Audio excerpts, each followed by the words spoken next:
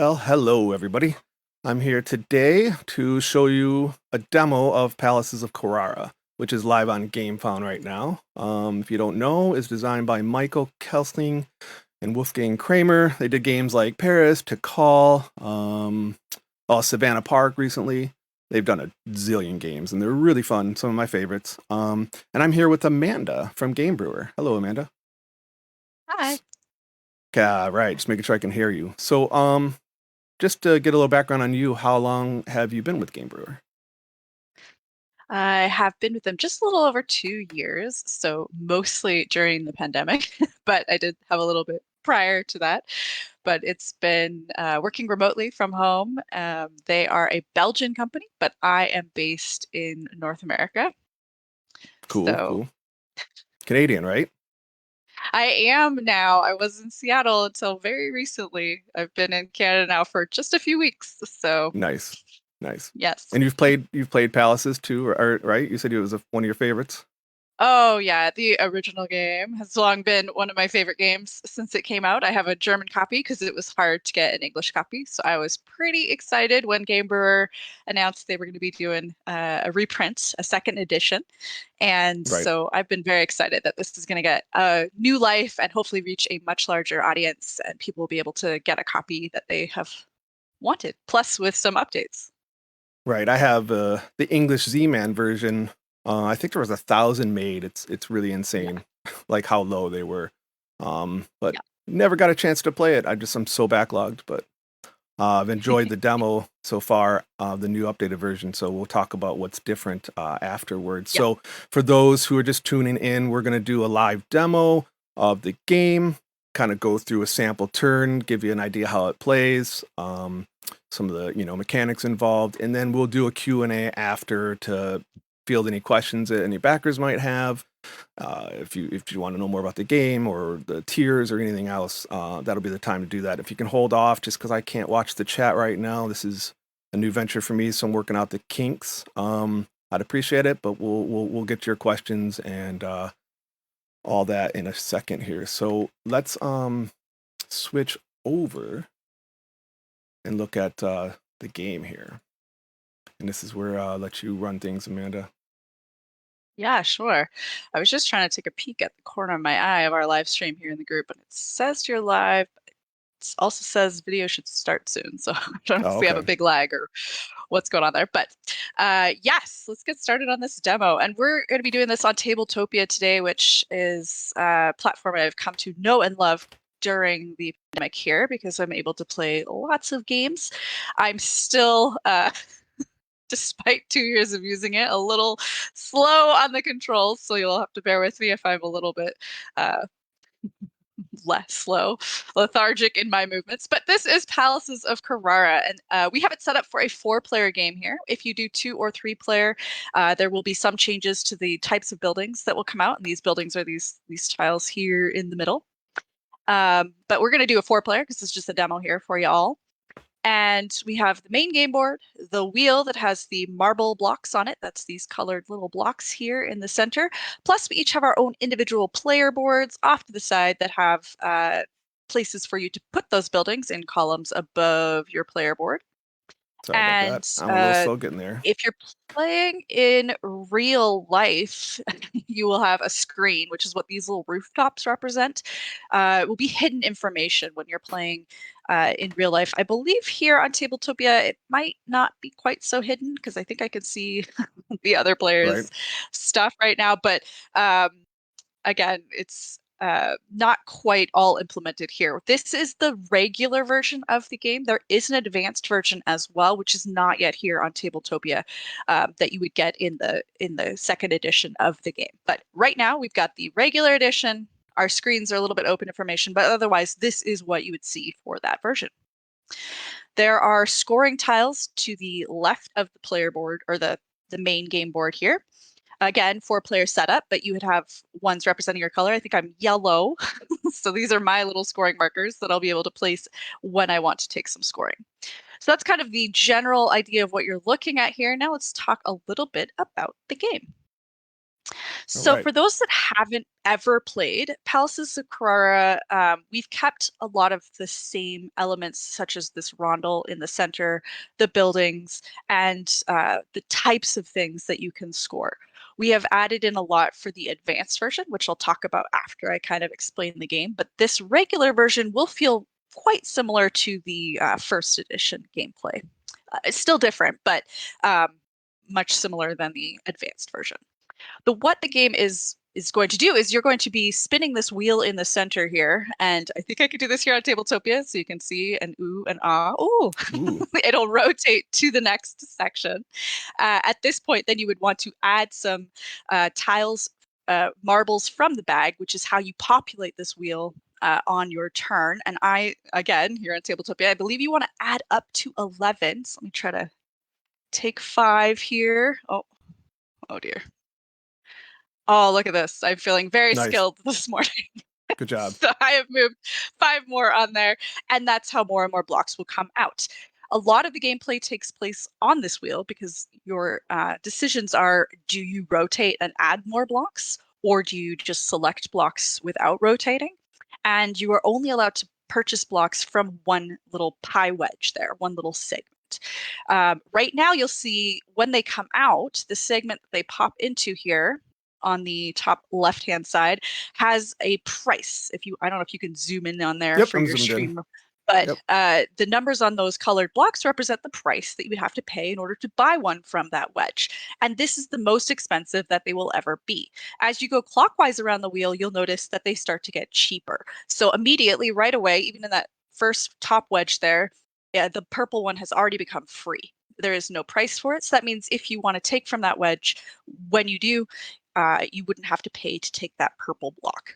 So if you can hold out and no one else buys them in front of you, the blocks will get cheaper and cheaper as they go around the wheel. So if I spin it again, now that blue block has also become free. So if no one had taken it when it was in that top section, I would be able to take the blue and the purple without paying anything. And then if I wanted the white, it would be 4 instead of 5.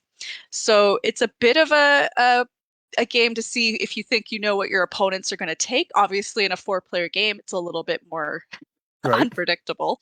2-player game, you might be able to have a handle on, oh, I don't think they're going to want to spend the money for that. So I think I can ride it out for like 2 more turns, and that'll be able to sneak in there and buy it for less money. But those are the decisions you have to make. You do not have to buy everything from the one segment. In this regular version, there's not much advantage to doing so. Now, in the advanced version, the secondary level to this wheel game is that when you do purchase the last blocks from a segment, you're going to be able to take another type of resource, be a decoration or a statue. But here in the regular version, you wouldn't see any of that. It'll be indicated on the wheel.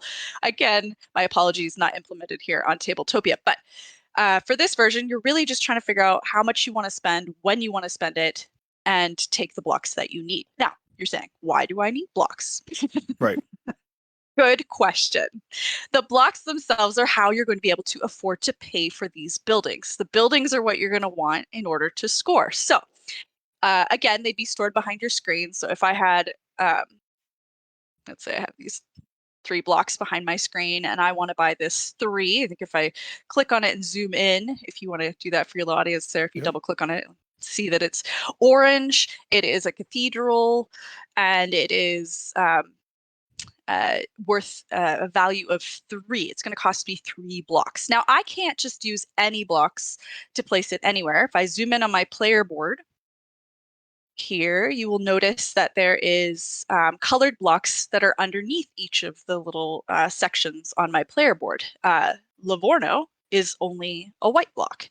Lerici is white, yellow, red, green, blue, and purple. Now that means if I want to build that 3 building, the cathedral, and I'll grab it and pull it over here, maybe, in theory. I can bring it.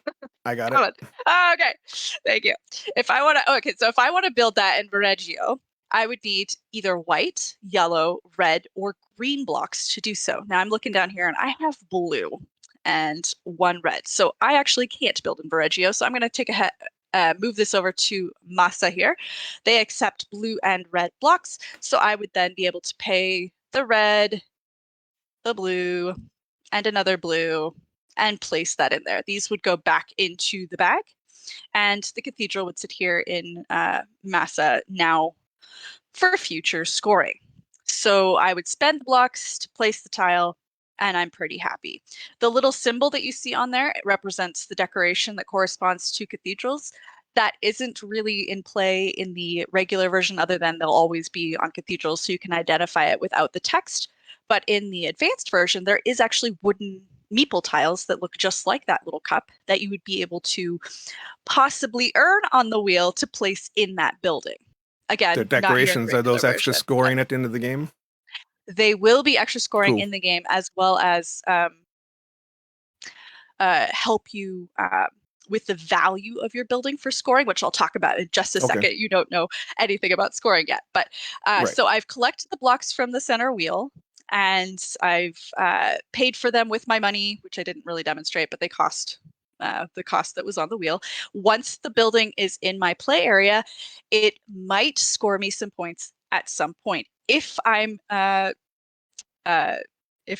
clever. So that second element to the game that's off the wheel is the scoring, and that needs to be done. It's very tactical when you want to choose to score and what you choose to score on your player board as well as on the main game board. So let's talk about that now. So let's pretend. What else do we have out over here? We don't have any other cathedrals. So I'm going to throw out pretend I built this. I'm going to pretend I built this here. And I'm going to pretend I built this. Okay. So we're pretending we're here in the game. I've got 4 buildings above my board, 2 of which are those castellos. I have no idea how to pronounce anything in Italian. The little I'm not going to flags. try.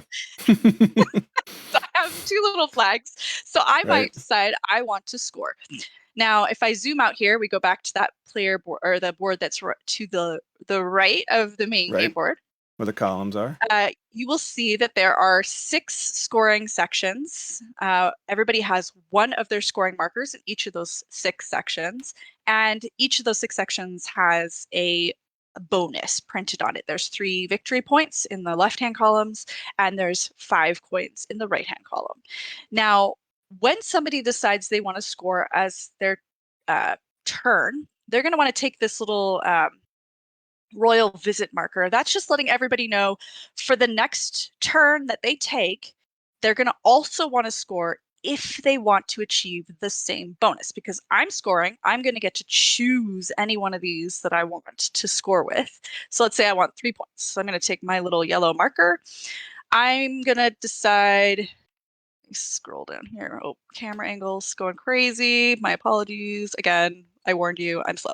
Okay, so I'm gonna want to score the little flags, which is going to be out here on my player board here on the bottom. I don't know if you can zoom in on that, but I'm going to choose to score the castellos, and I place my scoring marker on that. I immediately get those 3 bonus points that were Okay.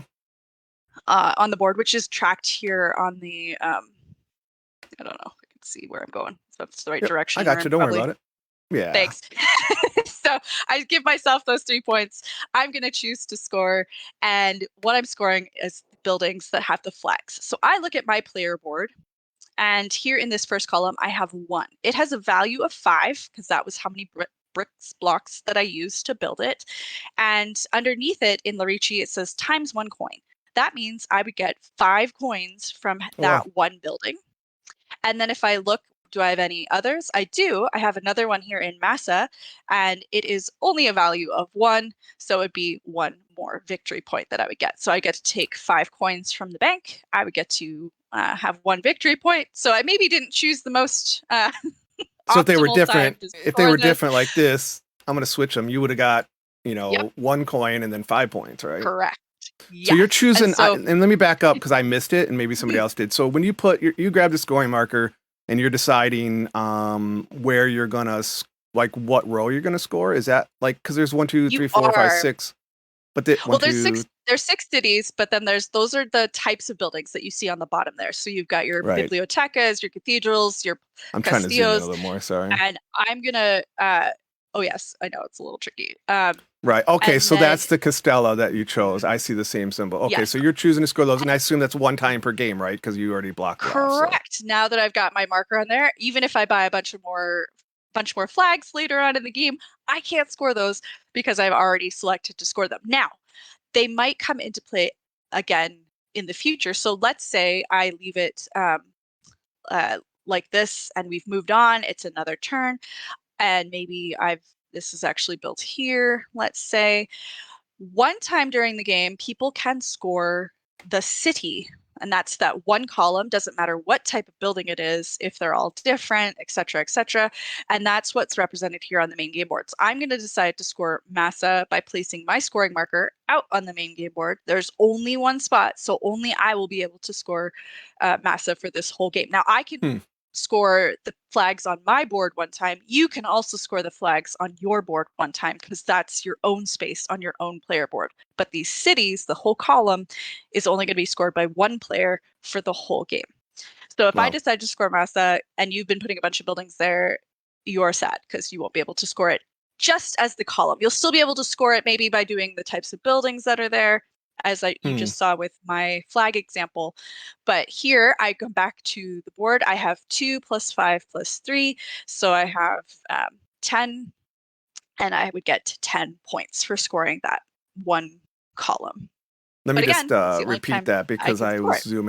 zooming in on that. So, Sure. so you scored. You put like if you put your marker on the board on Massa, so it triggers based off of what's in your player board buildings. Yeah, so now instead of Ah, looking at so the it's little another scoring symbols, opportunity. Okay, right. yes. So I do the whole column. So I do the Porta, the Castillo, the Cathedral, Wow. and I add them all Okay. together, multiply it by the amount at the So there's a bottom of lot the of there's column going to be a there. lot of interaction and contention for players with really needing to pay attention. Like, oh no, when do I score that? Like if Johnny's or Jenny's over there trying to build up the same Right. things, you got to time it. Yeah. And That's cool. not only that, but the as I was saying earlier, I chose to score that and I took this little royal visit marker. Now, when it's your turn immediately following mine, if you also want those 3 bonus points that I took, you're going to have to decide right now to score something, even Hmm. if you weren't ready to score something. Or you can give up those 3 points. Let's see your pink here, move your little scoring marker down to this area, meaning you'll still be able to use him later if you want to place it out on and score, but you won't get a bonus at the time that you go to use that particular marker.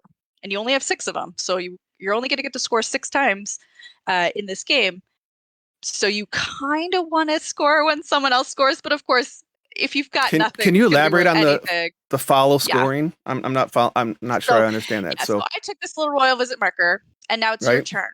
If you Okay. want to score, you would have to take it from that same section over here that I took it Okay. from on the royal court. You would Right. gain those 3 victory points. You would get to then choose anything you want to score and score. So maybe you'd score for Reggio, or you'd score your cathedrals or your Oh, bibliotecas. okay. It's just that I have to score now to Now, get those 3 on points, this right? Is that turn, only to get the 3 correct. points on this turn? Like I Only could to get the wait. 3 points. Okay. Right. And you can move your scoring marker down to that little bonus area, or the area without a bonus, that big open area here at the bottom. And later, when you're out of scoring markers up here, you can still go, okay, now I want to score my So if cathedrals I don't because I'm score, I'm ready for basically that. temporarily moved down there until I want to pick it from there later, right? I have to pick it from Right. there And first, I everybody assume. has to make that choice on their turn. And then So they're all going to you and get our booted down opponent, there, right? Sally and Okay. Sarah, would either have to choose to score or move them down. And then now that particular scoring area would be empty. It So comes you lose back the to my bonus, right? turn. Yeah, Yeah. and I'd move this back, and then you would know it's not a scoring round from a particular bonus area, Okay. and then we could just keep going. So you're not forced to score, it's just sort of an incentive to score in order to keep pace. The other thing to note is the game will end when somebody has used up all of their scoring markers and there are no more buildings to add to the game board. Right now we have a pile here at the bottom that has, I think, 27 buildings in it that we're going to pull out after we buy a building. And when this pile is empty and somebody's used all of their scoring markers, the game's going to end. So uh, it's an incentive to keep pace with somebody when they're scoring, because if somebody's out of all their tiles, chances are that draw pile's also going to be emptying really soon. So you are not just giving up the 3 points. You might not get to use that scoring marker, but you might. So you don't know. It's just a decision you have to make, because if you skipped scoring every single time someone else scored, you might be hurting yourself and that you may never get to score. You're setting yourself up for all these points, but if you wait too long, you won't get a chance to activate your scoring. Interesting. And Yeah. that's really the only place to get points and money, is by doing those scorings, because otherwise there's no income, there's no victory points at the end of the game. In this regular version, the only thing that adds at the end is every 5 coins you have gets you a point, which is what they have here on the scoring board to the right. And it lets you know that at the end of the game, you'll also get points for your money. But that's it. Okay. And so you do want to be scoring throughout the game. You want to keep pace with other players. You don't want to get too far behind if somebody's spending all their scoring markers. Now, that said, if they spend them in the first 6 turns for some reason and get very little points, the game still won't end, because the buildings need to all come out. So somebody can't totally screw up the game. No, you do have to kind of keep an eye on both those things and keep right. pace. What else is money used for? You mentioned it, but the buildings cost, obviously the bricks are going to vary depending on where you grab them off the wheel, right? And then right. So, what is money used I only for? got 5 coins last time, so it's kind of hard to come by money unless you really are. What do you use it for? I meant, sorry, I might have missed. To buy those buildings. That's really to buy the. Oh, it's right, because that's the cost of the blocks. Hello, yeah, I missed that. Sorry. Right. So if I just got 5 coins, but I want a white one in the first segment, that's 6 coins. So right. And white, as you can see from your player board, is valuable because it can be used in any of the cities that you want to build in. Because right now, if I want to build in Lerici, any color block will do. But if I want to build in Pisa and I have a bunch of purple, that's not going to help me, because Pisa doesn't use purple bricks. Now, yeah, so there's a lot of mental resource management. It fluctuates depending on where you grab it, what tiles you're trying to go for. Right. And there's one little substitution you can make. That is, if I had 2 of one color, I can bump it up to the next highest color. And it goes from right to left here. Lerici has them all, so you can kind of see it. If I have 2 blue, that means I can spend 2 blue in place of 1 green. The one below it. But I can't chain that. So I can't say, oh, I'm spending these 2 blue, which gives me a fictional green that I add to my real green to get a red. Like, you can't do that. So if I have 2 blue, that could be 1 green. So I could build with 2 blue in Reggio. Let's say I wanted to build this here, but I didn't have any green, red, yellow, or white. I could still spend these 2 blue and build this 1 value building, because that 2 blue is cool. 1 green. Other than that, white is the most valuable brick, but as you can see on the wheel, it's the most expensive. So monitoring that wheel is kind of half the game. The other half is figuring out when you want to score, and of course collecting the right buildings that allow you to score from your player board. There's one type of scoring I didn't talk about yet, and that's the urban and the rural scoring. I love that word, rural. It's a little hard to say, but it's the green and the orange. So you can decide, I want to score all of the orange buildings on my tableau here. It doesn't matter what cities they're in. I would have placed my scoring marker on this little thing here. And this is the only time that you are scoring here in the regular version where you don't look at the values below each of those columns. You're actually just going to score money for the amount of value of the buildings. So I would get 4 plus 3 plus 2. So I would get 9 monies for all of my orange buildings. Doesn't matter that they're sitting above this victory point thing. At this point, when I choose to score the urban buildings, the orange, I would just get money for their value. And similarly, when I choose to score all the green, doesn't matter where they're sitting, all my green ones, I add up their values and I take that as victory points. So I gotta hit you as a colorblind player. It's one of the things that I look out for, and something I'm working on bringing more attention to. So I can see the green. Is there other color buildings, the green, orange? I thought the rooftops might help, but I'm trying to figure out how to differentiate them. But you could know that Castillos and villas are the only green buildings. Is it only green and orange? Okay. And it's only green and orange, and it's only going to be Castillos and villas that are green. Okay. And so by name, you'd know. I don't know if that is in the book. I should check, though.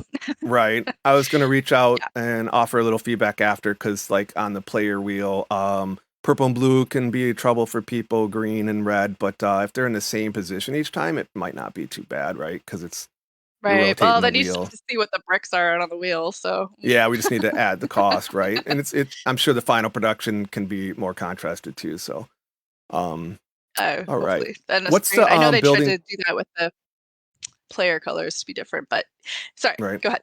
What's the buildings at the top here?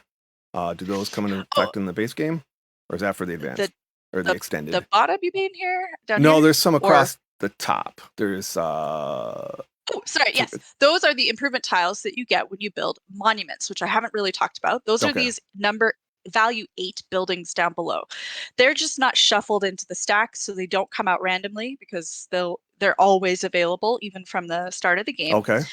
There's only one of each type, so one of Biblioteca, one Villa of value 8. They're the big monument buildings, and you would build them on your turn like you would normally build a building. You would pay the cost 8 in bricks and place them out, and they function just the same, but they have a higher value. There are two different things with the monuments, though. When you build them, you do get that building you were pointing out here on the top. Those are improvement tiles. They don't have to match what or where you place. So let's say I build this little villa, I stick it in Larici, I pay my 8 blocks, but I then also get to choose any one of these improvement tiles that I want. So maybe I'm like, oh, I'm planning Hmm. on building in Pisa a lot, so I'm going to take this improvement tile from Pisa and I'm going to add it down here. I place it over top of the Oh current wow. scoring value. And now anything I score in that column, be it that Biblioteca or Pisa itself, I'm going to get an extra coin for everything that is there. Hmm. And I got that because I built this villa over here in Larici. So I don't have to improve Larici, but I do get any one of the improvement tiles that are still remaining. Now, of course, I could have So the chosen villas chosen trigger. Yeah. Larici. Okay. So there's another race there. Little contention Right. to grab A those to little bit. decide which way you're going to modify your player board. So that's cool. There's a little asymmetry once Right. you get going. Right. Now, villas are, monuments are expensive. They're worth 8. So there is one more thing you can do with those. You can actually upgrade a pre-existing building of the same type. So if I had this little 3 villa over here in Livorno, and I'm like, I actually want that to be this awesome monument, I can pay the difference in bricks, which case here would be 5, Right. and then I would cover up the tile that was there previously, and now I have a value 8 in Livorno that I only paid 5 for at the moment. Of course, you can obviously see that you earlier paid 3, but you can do that over 2 turns rather than all at once. Right. It would have been a better So move I've if they were upgraded. opposite because this one cost way Sure. more. But you could just like boom, snack this over here, and now I can Right. focus on that column. Yeah, but of course, Larici isn't nearly as valuable as Livorno's 3 points. Where Oh, if I put 8 true. there and then I scored it, it's going to be super fancy to Right. score those 24 points or whatever. So Right. yeah, yeah. So the monument can be built as an upgrade rather than just Okay. placed for the full 8 bricks, but it does have to upgrade the same The exact same turn. You type can't of do it later, uh, right? building. Oh no, later turn, but you can't. Oh, If I okay. build the villa for 3 and then later I want to build the monument villa, it has to go on top. And as an upgrade, it has to go above a villa. It can't go above a cathedral. I can't Something take else. this Okay. and place it here. Right. And So, there's an upgrade which for is everything. uh, So yes. And so there's a yeah. monument for everything. There's only one of each though, but they are available down there at the bottom for the whole game. So you can kind of plan for it, but of course other people may be planning for it too. So you're trying to save up 8 white bricks and somebody just saves up 8 purple, which is easier and cheaper to get on the wheel. They can swoop in and build that in Larici real quick. So Right. it just sort of depends. Yeah. Um, and that's basically the regular game. You'd play out until one player has scored 6 times, which might be all of you if you all keep pace with all the players. It might just be somebody who scored a bunch when people weren't quite ready. And then also all the buildings from that draw pile are empty. So And both, then right? everybody's gonna, right, both have to be true. So you kind of keep an eye on both those things. And then at the end of the game, however much money you have left over, every 5 is 1 point, and whoever has the most points wins. and that's the regular version. So it's really just the tension on the wheel and the tension on scoring. And for new players to this game, it's a great introduction to understand those two mechanics because let's the tricky things to understand and follow along. The advanced version of this game on the wheel, you would see each one of those 6 decorations represented on each of these little segments, one on each, as well Right. as a different color statue that are in the same colors as the bricks, and they would be on that pie segment. So And the then wheels when you replaced, right? I sorry, I it wanted to is, cut which you off. I can't Okay. show you No, here that's because fine. it's It's just not so on people know that you Tabletopia, but swap out the wheel, and then so it's going to yep, have a decoration on each segment as well. right. And then there's going to be a little wheel that has all of the statues, which are in each of the brick colors that sits on top. So there'll be 2 wheels to spin, one large Oh one, wow. one little one. And on your turn, you have to spin one of them. Here, if you choose not to spin, you just don't spin, don't add any blocks, and buy from where the segments are now. If you choose to spin here in the regular version, you're going to have to add up to 11 here in that first segment, as I showed at the very beginning. But in the advanced one, instead, you would choose to spin the statue and not add any Hmm. blocks, or spin the big one and add blocks.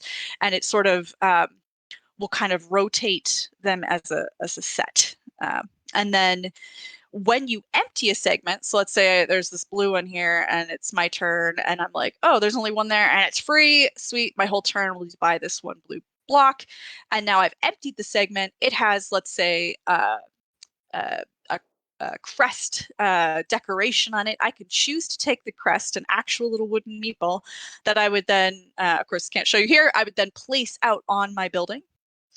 And Right. now when I go to say I place it here on this 8 in Larici, it matches the symbol. When I go to score Larici or my villas, that would add a 1 to the value of that building. So instead of being 8 times 1, it would be 9 times 1. So you can add a little bit of value to your buildings as you play the game. And then at the end of the game, I'm going to get points for my little wooden symbols that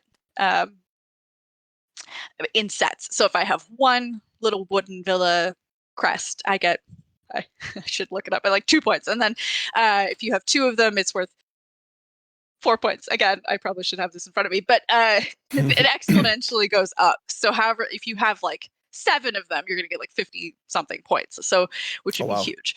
So if you can manage to collect all of them, it would be worth a lot of points. How many And now the different statues, statues are there? oh, sorry.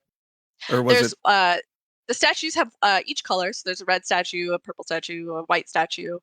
And when you take those are also going to go into a column, into a building that is in a column that uses that color block. So if I took a purple statue, I can place it on any type of building in Larici because Larici uses purple blocks. If okay? I take a red statue, I can place that in anything in the red city and down. So I could place it in Lucca, Reggio, Massa, or Larici because each of those cities are able to build with red blocks. So they could have built a red statue. Um, and the statues do not add value to the buildings when you're scoring it during the game, but at the end of the game, there's an area control scoring that Hmm. happens for people that have statues in each city. So if you have the majority of statues in Larici, you get 7 points. Again, I should have looked up Right. You get what extra these points. We values don't need are, to but know that. you get Yeah. extra As long points. as you And know then you the get second, extra points, right? yes, and then the second, or the person who has the second most number of statues would get a slightly lesser value of points. And so you kind of play a little area control in each of the different columns across the board. Of course, Livorno is going to be worth more if you can build more statues in Livorno, because of course that's harder to do. You can only have 1 statue per building. So to have 4 statues in Livorno, you would have to have 4 buildings. So, and of course, they are only able to use the white blocks, so it's harder to do. So that's what statues and decorations add. There's also an extra way to have a better money scoring at the end of the game. So here it's 5-1. It will be that in the advanced version, unless you choose to spend one of your scoring markers on a better exchange rate. So at the end of the game, you might get 3-1 or 2-1 for your coins that you have left over. And that can be very powerful because if you choose to go that way, you're maybe not buying as much, but you're collecting a lot of money so that you're able to. But of course, you have to build those buildings to score to get the money. So It's all just interconnected.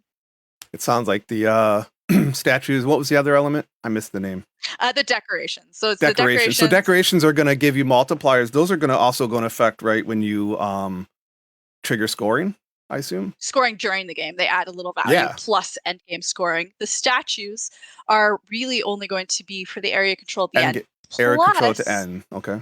Plus, they are a separate way to score. So I would take my little scoring marker. I can't demonstrate it here, but at the bottom of your player board, there would be a place for you to say, I want to score statues in 2 cities. So the little image on your player board would be of Lerici and Livorno, let's say.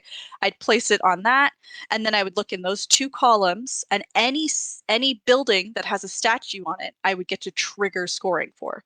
So maybe I already used up the Lerici scoring and I already used up my Villa scoring, but let's pretend I had a little statue on that and I Right. chose that scoring. I would get to once again score my 8-point Villa on Lerici. That's nice. Yeah. There's a. It sounds. Yeah. The advance has a lot, and it sounds like the Yes. even the basic game is really contested, and Yes, a nice spin on tension. tile placement. Yeah, that's like not something you normally see, right?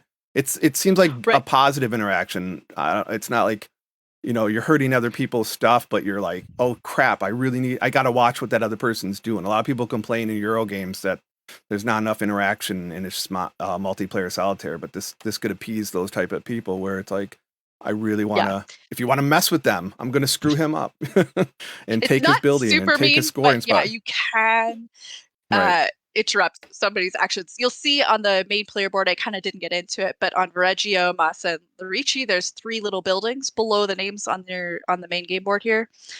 Not the player boards, on the main game board. Oh, I'm sorry. Oh yeah, those 3. Yeah, I was going to ask So you about there's those. 3 things. So you can't choose to score it until you have at least that many buildings in that column. Oh, So that's you what that is. can Okay. know, like, oh, Joe can't score Massa because he only has 1 building there. So I know that I'm safe to score it next round because there's no way that they can build Okay. 2 buildings before my next turn. So there's some way to like kind of Okay, that's good. Yeah. gauge how available they are for other players. But once people start having lots of buildings, fair game. You might just It's fair miss out game, on that yeah. opportunity. So, Right. yeah, so there is a little bit of that player interaction and that tension. Now, the last thing I want to talk about, if I might, and that is the Sure. retro pack that we have for the Let me Gamefound. load up the Gamefound page and we can look at Oh, that sure. here. Yeah, so I've got that here. Retro pack. That's gonna allow players to play the original, like close to the original game, right? Close to the original game, because the biggest thing that's not here is the designers, Kramer and Kiesling, really wanted to have kind of a concrete way to end the game. The first version had these end game cards, these goal cards that were in the game that were a lot of fun, but they were definitely a little more erratic, and uh, sometimes the game would end really fast because somebody could meet the end game scoring conditions because they're different, because they're cards. So you just don't know each game what it's kind of going to play like. And this now has very like set goals, like it's the player scoring markers and the buildings, and that's it. So you always know what to focus on. But the cards were fun, and a lot of people really like that in the original version. So we've added in a retro pack. So you can add that on to the campaign.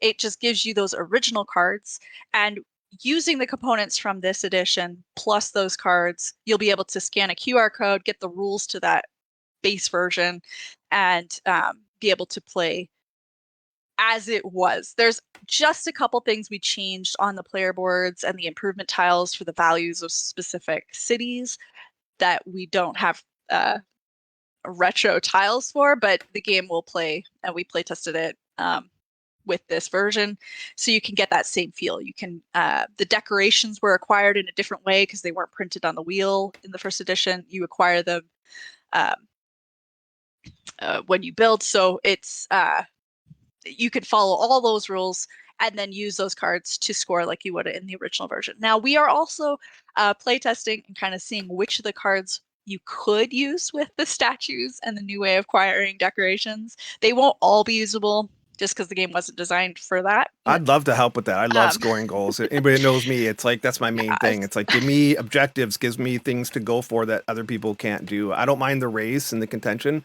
but and this has a lot of variability, but I love scoring goals. So I was really excited to see that. they're fun, and so it's just a €5 add-on for the campaign. I think they're worth picking up for being Definitely. able to have that And those won't be first edition available in the flavor retail, right? This is only available in the at the campaign moment.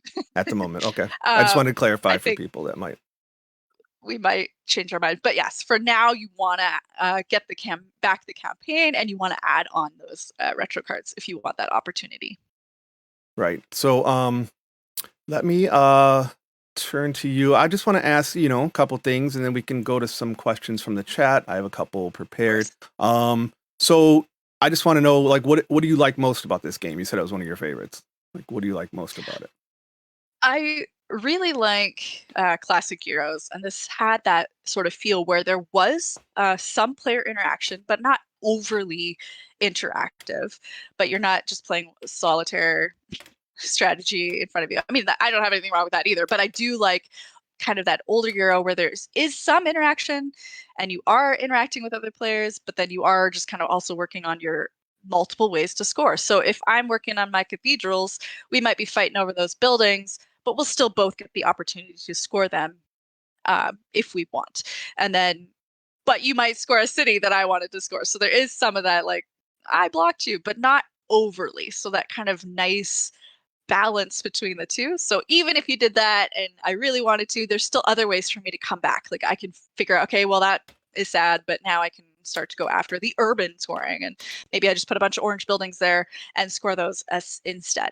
You can't score everything because you only have 6 scoring markers. So there's, I think, 14 places to score here in the regular version and 19 in the advanced, or maybe I'm exaggerating about those numbers, but I thought there was there are 34 more ways cards. to score. Are they not all scoring cards For the from the? cards, if you're doing the Okay. retro version, but the Okay. scoring markers, and there's places to score on the board in the regular version. You've got the urban, the rural, each of the six decorations, and or the types of buildings, and then the 6 cities on the game board. So there's lots of places to score, but you only have 6 scoring markers. So if I wanted to score each type of building, that's it. That's all I'm scoring. Okay. I'm not going to score any of the cities. I'm not going to score the urban. Yeah. Gotcha. And so, what do you think sets this game apart from anything else on the market, or maybe even from this designer duo's games? I should have asked for the questions ahead of time so I Yeah, can no, I be wanted to just hit prepared. you. I guess I But could have prepared you, but um, well, I just I in think general, what do you think it sets it apart from like a midweight Euro that this game is? Which I forgot to introduce the game in the I beginning think because the this is my Rondel first is stream. interesting uh, in Okay, that yeah, that resource it element, right? gets cheaper as they go around. Especially in the advanced version, choosing when to try to spend that extra cash to buy a block. Maybe you don't even need, simply because when you clear it out is when you get that decoration or that statue.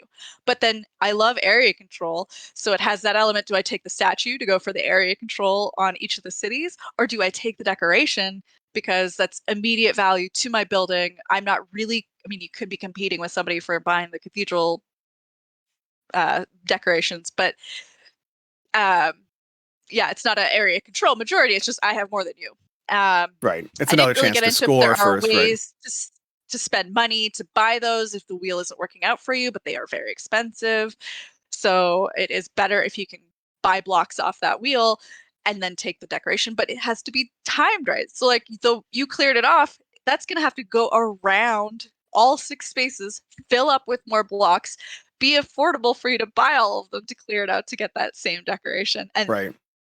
if somebody doesn't do that before you. So it can be tricky. So being able to buy the decoration you need outright is a little bit of a help, but it would be hard to get all 7 decorations, I think. But that's the fun of it, is like the different ways to score. You're not ever completely blocked out of being in the game. You can always adapt and pivot, and um, I don't know if that's different from other Euros, but it just feels so classic and is very satisfying. Yeah, it feels And that, very, yeah, refined, and I call it contention, or competition, lack of, there's more interaction. It's not as multiplayer solitaire, so fighting for scoring in that subtle race. How does the game scale, like with 2 versus 4? I think it's good. There are some things What built into changes the are made? setup. I'm sorry, let me Yeah, clarify. Yeah, is there it's the changes? number of buildings you take out. That's really the only major Okay, change. So just in a shorten it. two-player game, there are no value three buildings.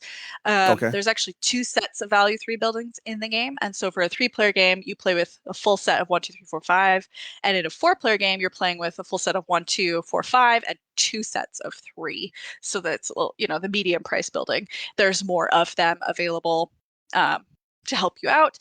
And that's really it, but it helps it scale. There's a little more control with two because it's easier to figure out, well, there's only one turn before I get back to the wheel. So I don't think you're going to buy that. Again, money is hidden, but I could remember, like, I don't think you have any money left. You're going to need to score. And so I'll be able to move the wheel, maybe giving up my scoring bonus, because then I'll be able to clear it out and take the decoration that I need. But with four, it's a little more unpredictable whether you're going to have a chance to purchase anything before it comes back to you. right. And Is that I like that. I how does like it not being change with able the to advanced follow player? what everybody. Right. Same with Caleb and asked how especially it that. changes with the advance. Yeah, he asked how Caleb Alexander asked how it changes in the two-player advance game. The two-player scaling is the same in the advanced. There's just Okay. as many decorations and statues, and in the Okay. scoring, I can't show it to you here, but one of the scoring bonuses that you get is a gilded statue, a gold statue that can be placed anywhere. Also, a decoration of your choice from the market. So that's another way to get a decor. There's two of those. So if you're really struggling to get the decorations you need for your set from the wheel, you can get them by choosing to score and taking this decoration of your choice from the market. That's not a scaling difference for the advanced version, but it is just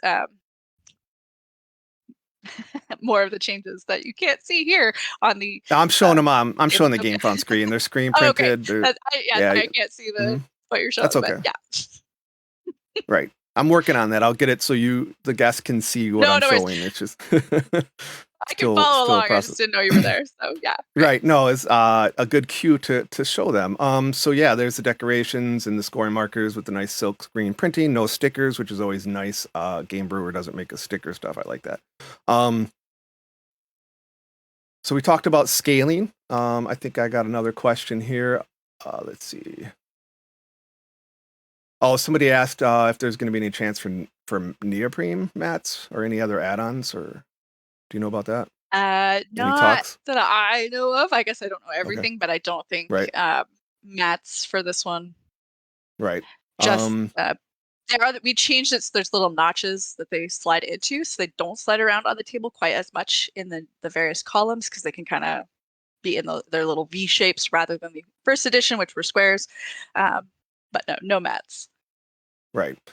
Christine wants to know, like, what was the main driving point with this version? Was it did they want to revisit this game because it was out of print, or like what was the reason to bring it I back? think Kramer and Kiesling really wanted to add more attention to it with the statues and the different way of scoring the decorations without having those cards be variable scoring. Because I think they found that there's a lot of gamers who were frustrated when a game would end like Abruptly. way before they'd even begun working on something, just really too soon, quite quick. Of course, I'm the kind of gamer that loves that kind of sporadic, like, I was just getting started and you had something else that was clever and ended it. I don't mind that, but I do get why some people who are like, I just got my strategy going and then the game ended. This version they Right. wanted to make so that you could have the tension. There's things to watch throughout the game, but you know approximately when it's going to end. You can keep pace with it. You can say, okay, I need to score again because somebody's scoring. People are buying a lot of buildings.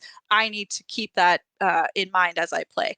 And it creates a little bit more of a balanced strategy for Yeah. every time that you sit down to play while still being variable because with the statues and the buildings and the urban and the rural, there's a lot of places to score. You do actually have 8 scoring markers in that advanced version, but it's still only 8 out of like 20 possible options or whatever. So you won't be Right. able to score everything.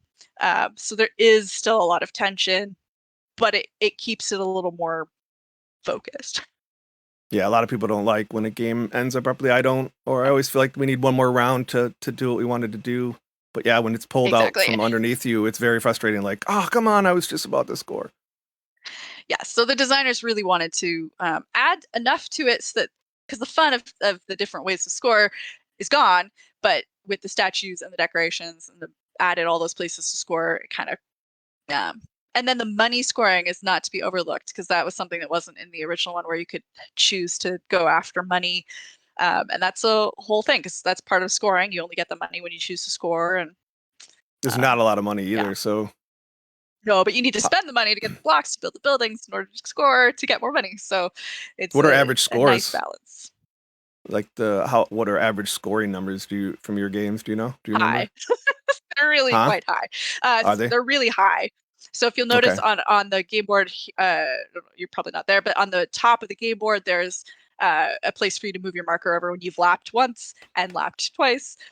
So like 200, 100 plus points easy to achieve in the game, especially for more experienced players. I would say generally when we demo and somebody hasn't played the game before, the scores will be lower for the whole table. But once somebody understands kind of like, oh, I do this, then for this, you can get huge scores. So Edward wants to know timeline for retail.